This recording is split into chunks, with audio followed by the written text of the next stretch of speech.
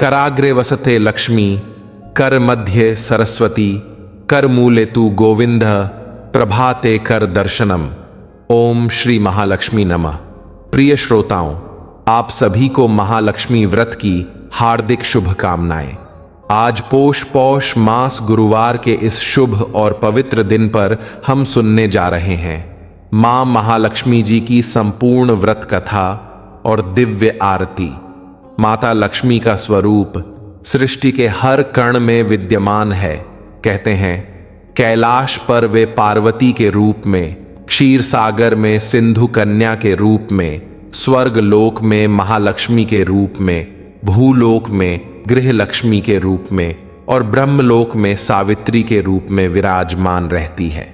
वृंदावन में राधा रासेश्वरी, चंदन वन में चंद्रा, पद्म वन में पद्मा, राजप्रसाद में राजलक्ष्मी और हमारे घर घर में गृह लक्ष्मी बनकर वह सुख, समृद्धि और शांति प्रदान करती है। मां के इन अनगिनत रूपों में एक ही दिव्य संदेश छिपा है। जहां श्रद्धा है वहां लक्ष्मी स्वयं निवास करती है। तो आइए पूर्ण भक्ति और विश्वास के साथ आरंभ करते हैं गुरुवार महालक्ष्मी व्रत कथा। भारतवर्ष के सौराष्ट्र देश में द्वापर युग की यह कहानी है। स्वराष्ट्र में उस समय भद्रश्रवा नाम के राजा थे। वे बड़े पराक्रमी राजा थे। 4 वेद, 6 शास्त्र, 18 पुराणों का उन्हें ज्ञान था। उनकी रानी का नाम सूरज चंद्रिका था। रानी देखने में सुंदर और सुलक्षणा थी, पतिव्रता भी थी। उन दोनों को 7 पुत्र और उसके बाद एक कन्या का वरदान मिला था। कन्या का नाम था श्यामबाला। एक बार महालक्ष्मी जी के मन में आया कि जाकर उस राजा के राजप्रसाद में रहें। इससे राजा को 2 गुना धन दौलत की प्राप्ति होगी और वह इस धन दौलत से अपनी प्रजा को और सुख दे पाएगा। गरीब के घर अगर रहे और उसे धन दौलत प्राप्त हो तो वह स्वार्थी की तरह केवल अपने ऊपर ही खर्च करेगा। यह सोचकर श्री महालक्ष्मी जी ने एक बूढ़ी ब्राह्मण स्त्री का रूप धारण किया। हाथ में लाठी लेकर लाठी के सहारे वे रानी के द्वार तक जा पहुंची। यद्यपि उन्होंने बूढ़ी औरत का रूप धारण किया था, पर उनके चेहरे पर देवी का तेज था। उन्हें देखते ही एक दासी सामने आई। उसने इनका नाम धाम कर्म पूछ डाला। वृद्ध ब्राह्मणी का रूप धरे हुए माता लक्ष्मी जी ने कहा, बालिके, मेरा नाम कमला है। मेरे पति का नाम भुवनेश है। हम द्वारिका में रहते हैं। तुम्हारी रानी पिछले जन्म में एक वैश्य की पत्नी थी।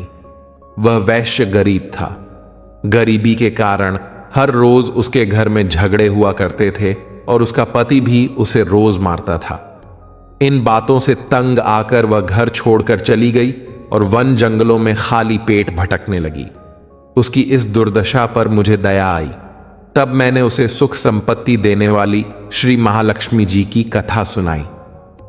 मेरे कहने पर उसने श्री महालक्ष्मी जी का व्रत किया। श्री महालक्ष्मी जी प्रसन्न हुई और उसकी गरीबी दूर हुई। उसका घर संसार दौलत, संतति संपत्ति से भर गया। बाद में पति पत्नी दोनों परलोक सिधारे। लक्ष्मी व्रत करने के कारण वे लक्ष्मी लोक में रहे। उन्होंने जितने साल महालक्ष्मी का व्रत किया उतने हजारों साल उन्हें सुख भोग मिला। इस जन्म में उसका जन्म राजघराने में हुआ है, परंतु वह श्री महालक्ष्मी जी का व्रत करना भूल गई है और मैं उसे यही याद दिलाने आई हूं।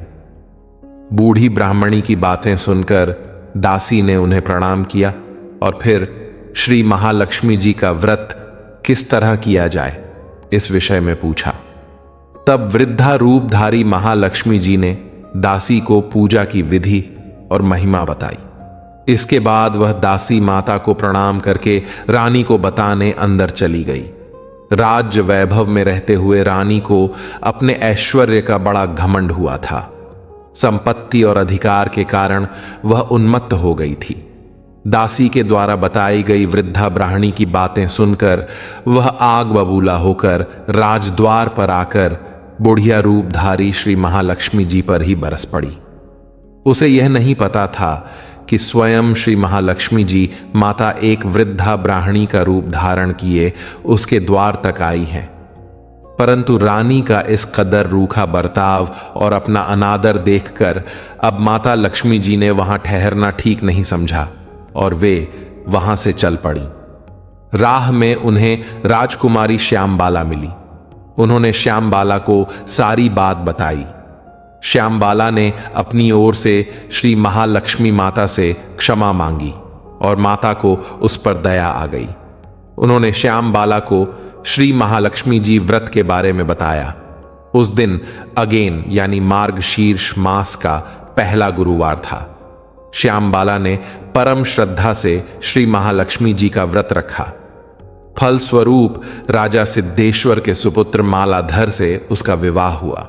वह धन दौलत ऐश्वर्य वैभव से मालामाल हो गई। पति के साथ ससुराल में आनंद से दिन बिताने लगी। इधर श्री महालक्ष्मी जी का रानी पर प्रकोप हुआ। फलस्वरूप राजा भद्रश्रवा का राज्य और राज्य कारोबार सब कुछ नष्ट हो गया। यहां तक कि खाने के लिए भी लाले पड़ गए। ऐसी दशा में एक दिन रानी ने राजा से निवेदन किया कि हमारा दामाद इतना बड़ा राजा है, धनवान है, ऐश्वर्यशाली है, क्यों ना उसके पास जाए, अपना हाल उसे बताएं तो वह जरूर हमारी सहायता करेगा। इसी बात पर राजा भद्रश्रवा दामाद के पास रवाना हुए। राज्य में पहुंचकर एक तालाब के किनारे थोड़ी देर विश्राम करने के लिए ठहरे। तालाब से पानी लेते आते समय दासियों ने उन्हें देखा। उन्होंने विनम्रता से उनके बारे में पूछा और जब उन्हें यह पता चला कि वे रानी श्यामबाला के पिता हैं तो दौड़ते हुए जाकर उन्होंने रानी को सारी बात बताई। रानी ने दासी के हाथ राज परिधान भेजकर बड़े ठाठ से उनका स्वागत और आदर सत्कार करवाया, खान पान करवाया। जब वे वापस लौटने लगे तो सोने की मोहरों से भरा हुआ घड़ा भी दिया। राजा भद्रश्रवा जब वापस लौटे तो उन्हें देखकर उनकी पत्नी रानी सूरज चंद्रिका बड़ी खुश हुई। उन्होंने सोने की मोहरों से भरे घड़े का मुंह खोलकर देखा, लेकिन हाय भगवान, घड़े में तो धन के बदले कोयले मिले और यह सब श्री महालक्ष्मी जी के प्रकोप से हुआ। इस तरह दुर्दशा में कई और दिन बीत गए। इस बार रानी स्वयं अपनी कन्या के पास गई। वह दिन अगेन मास का अंतिम गुरुवार था। श्यामबाला ने श्री महालक्ष्मी जी का व्रत किया था, पूजा की और अपनी माता से भी व्रत करवाया। इसके बाद रानी अपने घर आ गई। श्री महालक्ष्मी जी का व्रत रखने पर उसे फिर से अपना राजपाट, धन दौलत, ऐश्वर्य प्राप्त हुआ। कुछ दिनों के बाद राजकन्या श्यामबाला अपने पिता के घर अपने मायके आई। उसे अपने घर देखकर अब सूरज चंद्रिका को पुरानी बातें याद आ गईं। यही कि श्यामबाला ने अपने पिता को घड़ा भरकर कोयला दिया था और तो उसे कुछ भी नहीं दिया था। इस कारण श्यामबाला को पिता के घर आने पर उसका कोई भी आदर सत्कार प्राप्त नहीं हुआ। उसका किसी ने सम्मान नहीं किया, बल्कि अनादर ही हुआ। पर उसने इस बात का बुरा नहीं माना। अपने घर लौटते समय उसने पिता के घर से थोड़ा नमक ले लिया और अपने घर, अपने ससुराल लौटने पर उसके पति ने जब पूछा कि अपने मायके से क्या लाई हो, तब उसने जवाब दिया कि वहां का सार लाई हूं। पति ने पूछा, अब भला इसका क्या मतलब हुआ? श्यामबाला ने कहा, थोड़ा धीरज रखो, सब पता चल जाएगा। उस दिन श्यामबाला ने सारा भोजन नमक डाले बिना बनाया और फिर परोसा। पति ने जब भोजन किया तो सारा भोजन बिना नमक का था, इसीलिए स्वाद नहीं आया। फिर श्यामबाला ने थाली में नमक डाला, इससे सारा भोजन स्वादिष्ट लगने लगा। तब श्यामबाला ने अपने पति से कहा, यही है वह मायके से लाया हुआ सार। पति को उसकी बात बहुत अच्छी लगी। फिर वे दोनों हंसी खुशी करते हुए भोजन करने लगे। ऐसा कहा गया है कि जो भी इस तरह से श्रद्धा भाव से श्री महालक्ष्मी जी की पूजा करें तो उसे मां की कृपा अवश्य ही प्राप्त होती है। सुख, संपत्ति, शांति की प्राप्ति होती है। सभी मनोकामनाएं भी पूर्ण हो जाती हैं। परंतु यह सब प्राप्त होने पर माता लक्ष्मी जी की पूजा को कभी भूलना नहीं चाहिए। हर गुरुवार को व्रत पाठ अवश्य करना चाहिए। इस तरह श्री महालक्ष्मी जी की महिमा भक्तों की मनोकामनाएं पूर्ण करती हैं। एक बार एक बूढ़े ब्राह्मण थे। वह रोज पीपल को जल से सींचा करते थे। पीपल में से रोज एक लड़की निकलती और कहती, पिताजी मैं आपके साथ जाऊंगी। यह सुनते सुनते वह बूढ़े ब्राह्मण दिन प्रतिदिन कमजोर होते गए। तब एक दिन उनकी पत्नी ने पूछा, क्या बात है?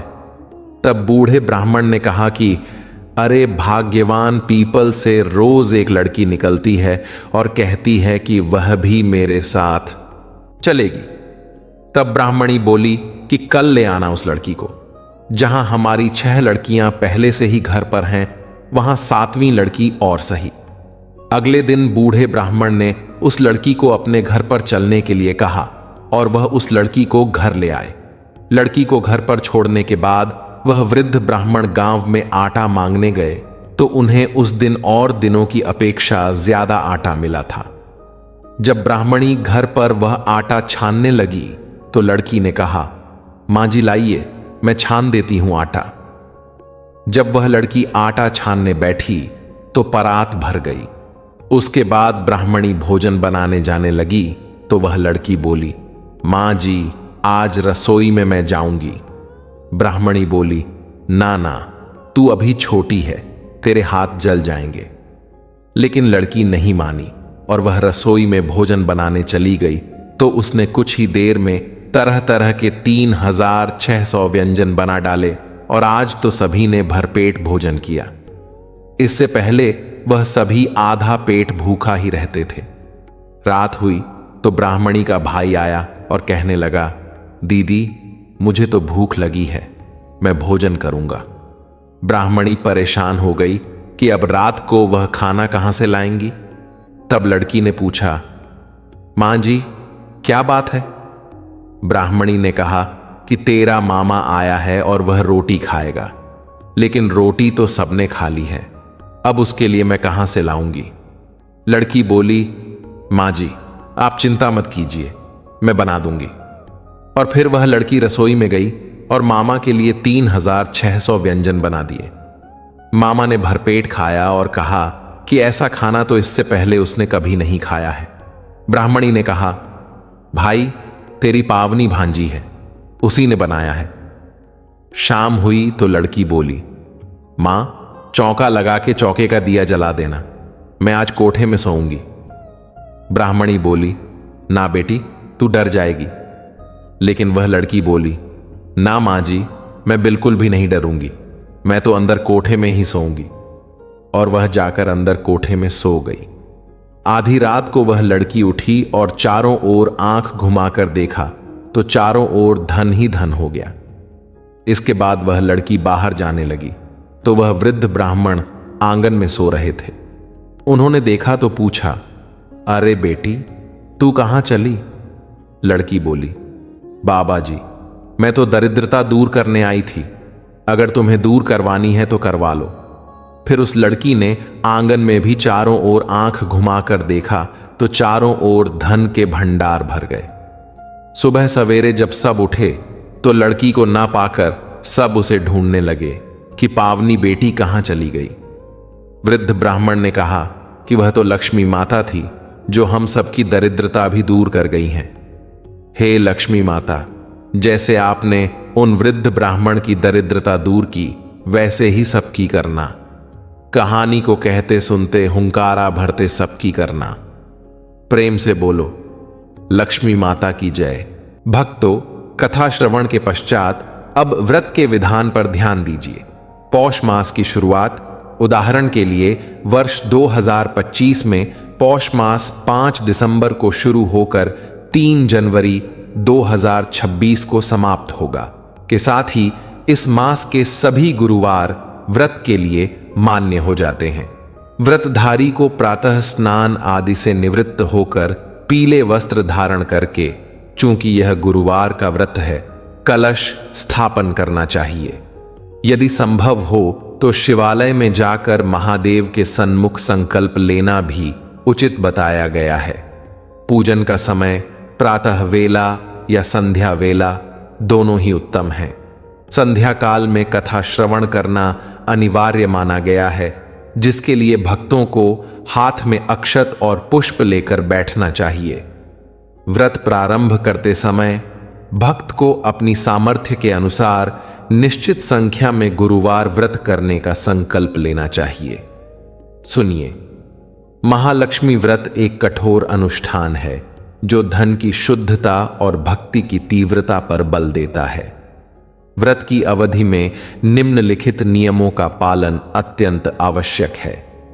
व्रत रखने वाले व्यक्ति को 16 दिनों या जितने गुरुवार का व्रत रखा जा रहा है तक पूर्ण रूप से शुद्ध और सात्विक रहना चाहिए। ब्रह्मचर्य का पालन करना अनिवार्य है। यह नियम मन, वचन और कर्म की पवित्रता सुनिश्चित करता है, जो लक्ष्मी के स्थायी वास के लिए आधारभूत है। उत्तम विधान यह है कि व्रतधारी केवल एक समय मीठा आहार ग्रहण करे। फलाहार के साथ यदि मीठा अन्न ग्रहण करना हो तो खीर का भोग लगाकर केवल मीठा प्रसाद ही ग्रहण करना उत्तम माना गया है। इस व्रत में नमक, लवण का सेवन पूर्ण रूप से वर्जित होता है। ध्यान दीजिए, यह नियम हमारी सुनी हुई कथा के साथ एक गहन आध्यात्मिक विरोधाभास प्रस्तुत करता है। श्यामबाला की कथा में भोजन में नमक डालने पर ही स्वाद आता है और नमक को मायके से लाया हुआ सार कहा गया था। इस कथा का गहन अर्थ यह है कि भौतिक नमक का त्याग व्रत का नियम, आत्मनियंत्रण और तपस्या को दर्शाता है, जबकि आध्यात्मिक नमक, सार, जो कृतज्ञता, भक्ति और विनम्रता है, ही जीवन को स्वाद, आनंद और तृप्ति देता है। भक्त को यह समझना चाहिए कि भौतिक त्याग के माध्यम से ही आध्यात्मिक सार, भक्ति की प्राप्ति होती है। और याद रखिए, जैसा कि कथा में आया, यदि सुख संपत्ति प्राप्त हो जाए तो भी भक्ति और पूजा को कभी नहीं भूलना चाहिए। माता लक्ष्मी को वही घर प्रिय है जहां कलह और द्वेष ना हो। घर में अत्यधिक चिल्लम चिल्ली, कलह या झगड़ा पूर्ण रूप से वर्जित है। व्रत के दिनों में किसी की निंदा, चुगली या बुराई न करनी चाहिए और न ही सुननी चाहिए। शास्त्रों में कहा गया है कि जहां लक्ष्मी जी आती हैं वहीं सारे सद्गुण आते हैं। कलह मुक्त वातावरण और मन की शांति लक्ष्मी को आकर्षित करने का सबसे बड़ा व्यावहारिक उपाय है। इस प्रकार इस व्रत का पालन करने वाले भक्त को न केवल बाह्य नियमों का पालन करना है, अपितु अपने अंतर मन को भक्ति, विनम्रता और सद्भाव से भरना है। यही इस व्रत का वास्तविक सार है।